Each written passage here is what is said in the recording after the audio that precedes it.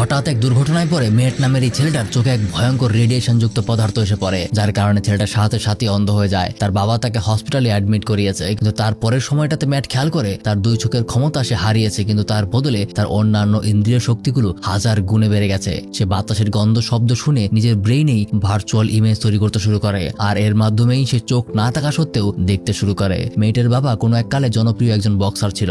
মাঝখানে তিনি তার ক্যারিয়ার থেকে লিভ নিয়েছিলেন, কিন্তু এখন ছেলের এই অবস্থায় টাকা পয়সা জোগাড় করতে আবারও সে পুরনো ক্যারিয়ারে ঢুকে পড়ে। তবে এটাই ছিল তার ভুল সিদ্ধান্ত, কারণ কিছুদিনের মাথায় এক ম্যাচ চলাকালীন সময়ে সেই অপোনেন্টের হাতে মারা যায়। আর এইদিকে মেট হয়ে পড়ে একদম একা। পরবর্তীতে সে এতিমখানায় বড় হতে শুরু করে, আর ধীরে ধীরে তার ক্ষমতাও আরো বাড়তে শুরু করে, যেন সে কোন সাধারণ মানুষের তুলনায় কোনো কিছু চেঞ্জ করার ক্ষমতা তার এখন হাজার গুণে বেড়ে গেছে। তাই তার চলাফেরা, কথাবার্তা সবকিছুই একজন সাধারণ মানুষের থেকেও অনেক বেশি নিখুঁত। আর সেখান থেকেই অনেকগুলো বছর পার হয়ে যায়। ম্যাট এখনো তার ক্ষমতা বাড়ানোর জন্য প্রতিদিন আলাদা আলাদা প্র্যাকটিস করে। বর্তমানে সে একজন আইনজীবী। কোর্টে কোনো অপরাধের সত্য বলছে নাকি মিথ্যা বলছে তা সেটা সহজেই সে বুঝে ফেলতে পারে, কারণ তার নিখুঁত সেন্স করার ক্ষমতা দিয়ে সেই সামনে থাকা ব্যক্তির হার্ট রেট থেকে শুরু করে শরীরের তাপমাত্রা সহ সবকিছুই মনিটরিং করতে পারে, যার ফলে সে সহজেই বুঝে যায় যে লোকটা মিথ্যা কথা বলছে।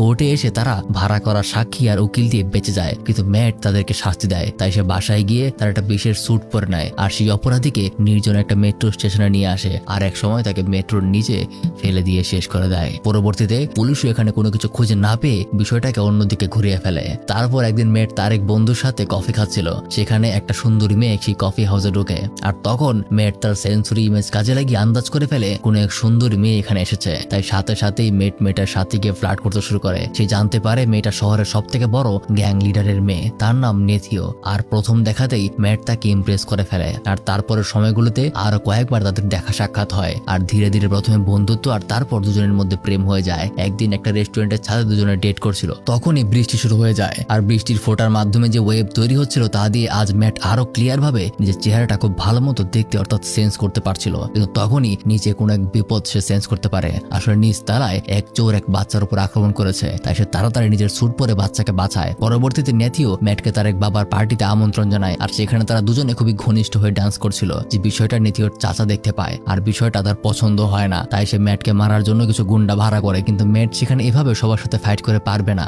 আবারও তার স্যুট সে পরে নেয়, আর এক এক করে সবগুলিকে ধুলাই করতে শুরু করে। এখানে তাদের মধ্যে এক মারাত্মক নিশানাবাজ ছিল, সে মেয়েটির উপর খুব রেগে যায়। এক সময় ফাইটিং এর মধ্যে নেথিওর বাবা, যে নাকি শহরের গ্যাং লিডার ছিল, সে মেয়েটের হাতে মারা যায়। তার কারণে নেথিও সেই মুখোশ পরা মানুষটাকে শেষ করে দেওয়ার প্রতিজ্ঞা করে, কিন্তু সে তো জানে না এই মুখোশের পেছনে আসলে কে আছে। পরবর্তীতে নেথিও মেটকে মুখোশ পরা অবস্থায় খুঁজে বের করে, আর তার উপর হামলা করতে শুরু করে। এখানেই আমরা জানতে পারি আসলে একজন গ্যাং লিডারের মেয়ে হওয়ার কারণে ছোটবেলা থেকেই তার নিজের সেলফ ডিফেন্স একদম মাস্টার করা ছিল, সেই জন্য সে ম্যাটের সাথে খুব ভালোভাবেই লড়াই করতে পারে। এখানে ম্যাট তাকে বারবার বোঝাচ্ছে তার বাবাকে সে নয় বরং তার বাবার দলের লোকজনই শেষ করেছে। সে তাকে ভুল বুঝছে, কিন্তু নিয়তিও এত কিছু শুনতে চায় না। ঠিক তখনই সেখানে সেই নিশানাবাজ চলে আসে, তাই এখানে নিয়তির জন্য কোনো ক্ষতি না হয় সেজন্য ম্যাট ওখান থেকে দূরে চলে যায়, আর ওই নিশানাবাজের সাথে দুজনের লড়াই হয়। এক সময় ম্যাট তাকে উপর থেকে ফেলে দেয়, যার কারণে নিশানাবাজ ওখানেই শেষ হয়ে যায়। কিন্তু তখনই তার সামনে আসে নিয়তির চাচা, বলে আমি আমার ভাইকে প্ল্যান করে শেষ করেছি, এবার তোকেও শেষ করব। আর এখানে এমনিতেও ম্যাট দুর্বল হয়ে পড়েছিল, তাই এর মতো একটা মোটা তাজা পালোয়ানের সামনে সে পারছিল না। কিন্তু একসময় লড়াইতে